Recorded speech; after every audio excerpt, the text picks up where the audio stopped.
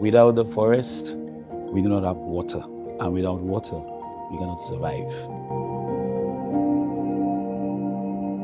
Our forests are the homes of the key plant and animal species that are very, very important, for our way of life, important even for our culture, important for even medicinal purposes, our food. And so forests are cross-cutting across the entire gamut of our environmental convention. The horticulture is interesting, but the one that stand out for me really like it was agroforestry and silviculture, those two.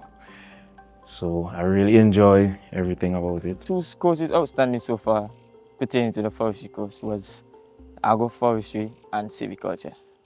In agroforestry, we learn about how we can implement forestry and agriculture in one without destroying the forest as much as possible. Agroforestry is a process dealing with plants and animals.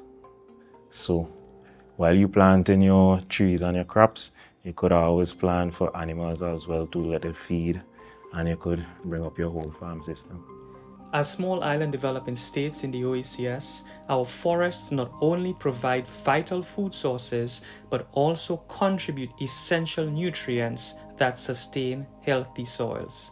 The OECS, together with a key partner, the European Union, continues to train resource personnel to sustainably manage our forests. Happy International Day of Forests.